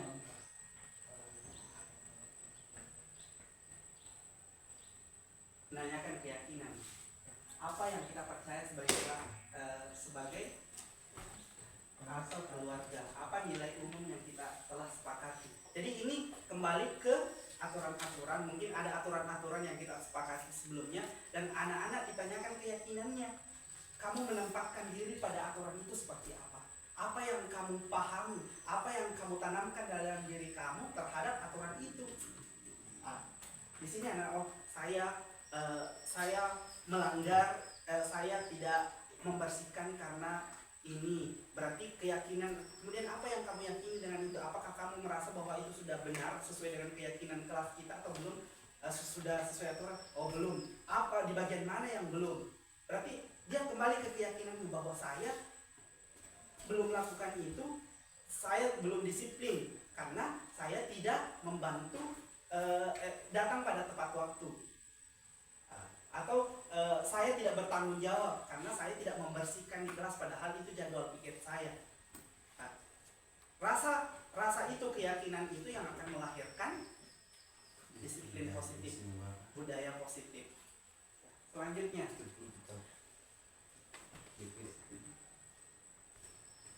ya, restitusi adalah proses menciptakan kondisi bagi murid untuk memperbaiki kesalahan mereka sehingga mereka bisa kembali pada kelompok mereka dengan karakter lebih kuat. Ya, lanjut.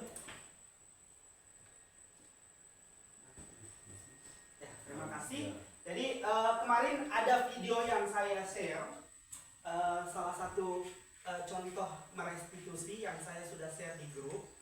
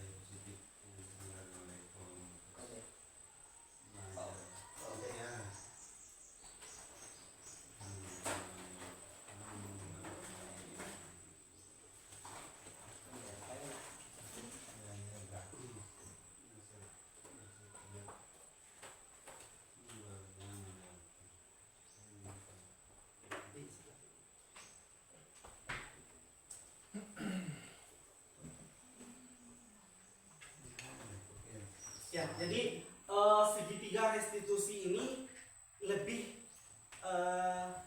mengajarkan kita bagaimana menghadapi masalah-masalah yang ada pada anak, yang tentunya kalau masalah itu selalu ada sebagai guru. Banyak masalah sebenarnya dari berbagai hal, pasti selalu ada masalah yang kita hadapi. Karena kalau tidak ada masalah berarti tidak ada yang harus kita perbaiki, sementara tugas kita adalah memperbaiki memang masalah. Ya, entah itu persoalan masalah karakter, kemampuan anak.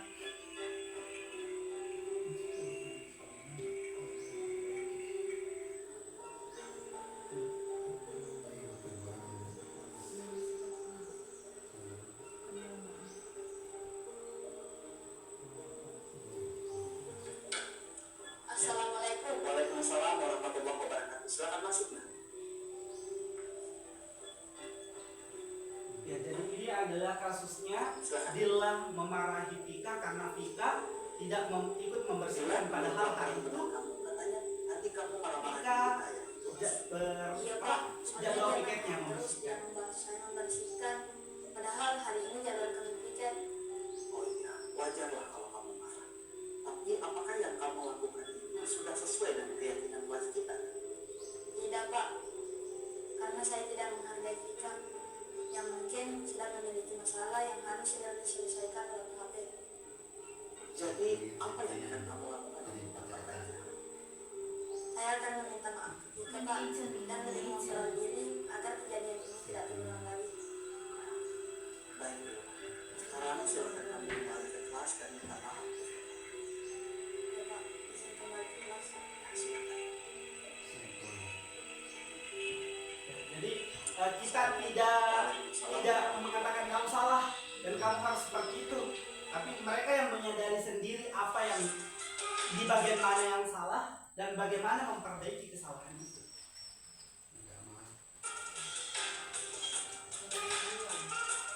Kalau di kasus kedua ini kita tidak lagi dari sisi Vikanya, ya. Silakan duduk. Vika, tadi katanya kamu tidak membantu Dila ya membersihkan di kelas. Ya Pak, saya sibuk dengan HP saya karena ada masalah keluarga yang harus saya selesaikan. Oh, wajarlah kalau kamu sibuk dengan HP. Tapi apakah tindakan kamu ini sudah sesuai dengan keyakinan kelas kita? Tidak Pak, saya tidak bertanggung jawab atas tugas tiket yang diberikan.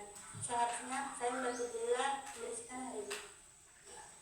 Jadi apa yang akan kamu lakukan untuk memperbaiki hal ini?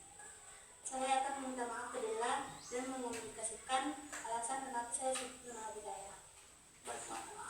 Jadi sekarang silakan kamu kembali ke kelas, temui Dila, minta maaf, dan sampaikan alasan kamu kenapa kamu sibuk dengan HP kamu hari ini. Iya Pak. Jadi ini tadi yang konsekuensi itu adalah Iya Pak, izin kembali ke kelas Pak. apa yang dilakukan sejalan dengan apa yang kesalahan itu sejalan dengan apa yang dia upaya bukan memperbaiki kesalahan bahasanya nih. Upaya untuk memperbaiki apa yang salah itu sesuai dengan apa kesalahannya, bukan karena lain kesalahannya, lain yang akan dia perbuat. Ya, jadi di sini akan melahirkan anak yang bertanggung jawab atas apa yang telah dia perbuat. Jadi tadi Pak Adi mengatakan apa upaya kita supaya mereka bisa sadar, ya kesadaran diri, bagaimana menyadarkan mereka dengan apa yang mereka lakukan dan apa yang harus mereka lakukan ketika mereka melakukan kesalahan-kesalahan atau pelanggaran-pelanggaran itu. Karena kalau bukan kesadarannya, yakin itu akan berlaku hanya untuk sementara.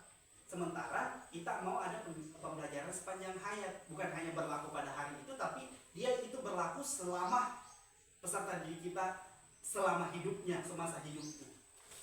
Ya bukan hanya pada saat Pak Adi ada, karena Pak Adi selalu menghukum. Jadi kalau Pak kan ini cuma periode Pak Adi, membersihkan juga sih Pak nanti itu. Ya itu yang terjadi. Tapi kalau tidak ada Pak Adi, ada sih semua di sana main game. Ya. Dan ini tidak merubah karakter. Ya, justru melahirkan karakter yang lebih bermasalah lagi, karena dia mungkin melahirkan karakter pembohong, karena Karena kenapa? Pas ditanya sama Pak, sudah Pak, padahal belum. Atau dia ditanya sama tukang ini, kenapa tidak ada membersihkan? Sudah Bu, padahal belum. Karena dia tidak melakukan itu karena dari Pak Adi. Ya, sementara atau Bu Inta yang datang temannya Ji. Tidak sih kalau kita tidak anu Bu, begini Ki. Itu kan yang kerja. Padahal itu dibutuhkan sebenarnya, tapi karena dia tidak meyakini itu, karena itu sebelum-sebelumnya yang kita tanamkan adalah bagaimana berbuat karena takut hukuman atau bagaimana berbuat karena ingin diapresiasi oleh orang lain mendapatkan hadiah, dan itu tidak ada, maka itu tidak berlaku lagi. Jadi itu yang harus kita ubah semua. Kita bersama-sama untuk menciptakan perubahan ini. Tidak ada lagi Pika yang tidak mendapatkan pendidikan dari kita.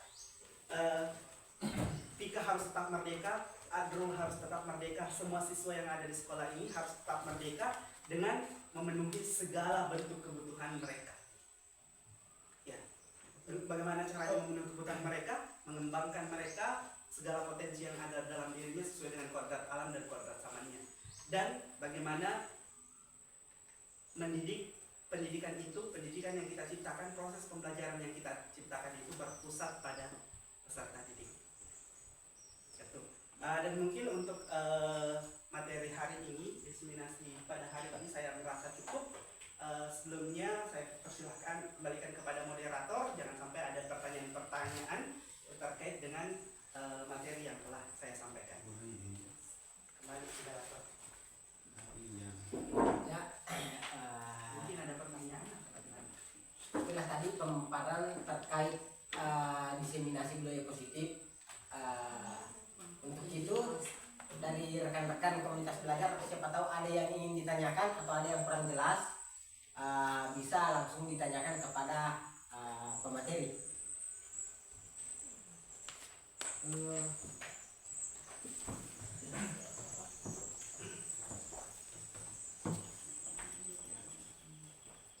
Terima kasih atas kesempatan yang diberikan. Berkaitan dengan karakter siswa, Pak, tidak selamanya siswa mau merasa bersalah. Pasti mereka membenarkan semua tindakan yang mereka lakukan. Menurut saya, jarang sekali ada siswa atau murid yang mau mengakui kesalahannya. Pasti kesalahan-kesalahan yang muncul itu dari pihak lain. Terima kasih. Baik, terima kasih, pertanyaan yang sangat luar biasa. Ya, ini yang terjadi. Anak-anak terkadang egois. Meskipun mereka bersalah, tapi mereka mengatakan saya tidak bersalah. Dia yang bersalah. Kenapa? Kita tidak melibatkan mereka pada penyusunan keyakinan kelas, keyakinan sekolah. Ya, kita tidak melibatkan pada aturan. Itu tadi saya sampaikan ke Bapak Ibu sekalian, bahwa aturan-aturan yang akan ditetapkan, libatkan siapa-siapa yang akan melaksanakan aturan itu, menjalankan aturan itu. Karena ketika mereka terlibat, maka mereka akan melahirkan rasa tanggung jawab, bahwa mereka akan tahu bahwa ketika saya melakukan hal ini, berarti itu sesuai.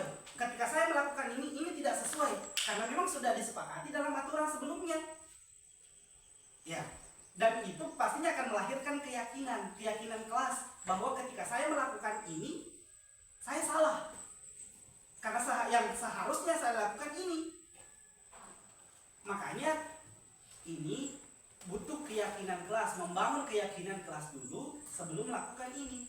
Karena kalau semisal datang pukul 7.15 sudah diatur, disepakati dalam tata tertib sekolah.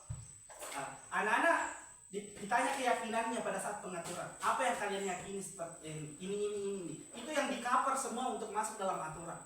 Dan setelah nantinya pada saat realisasi, pasti anak-anak tahu, meskipun mereka akan menyangkal, mereka akan kesulitan untuk menyangkal karena memang sudah diatur.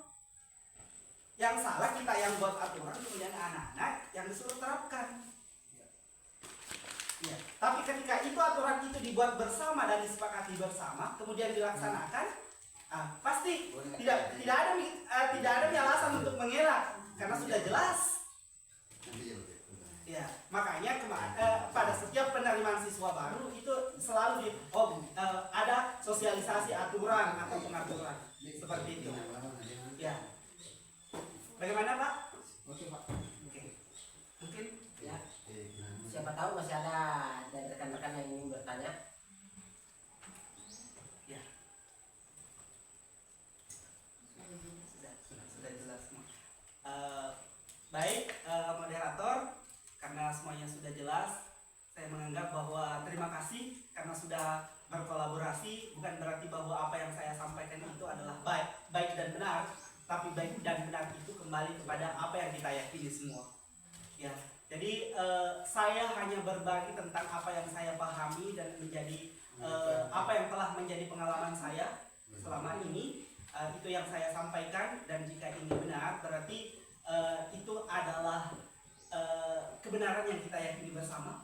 Bukan berarti kebenaran yang saya anggap benar saja, bukan pemateri saya yang menganggap benar, tapi diyakini oleh seluruh peserta komunitas belajar kita. Dan semoga apa yang sudah kita yakini pada hari ini mampu kita realisasikan bersama di sekolah kita, sehingga terjadi perubahan kualitas pendidikan yang ada di sekolah ini, dan insya Allah visi misi yang sudah kita susun bersama dapat kita realisasikan dengan baik.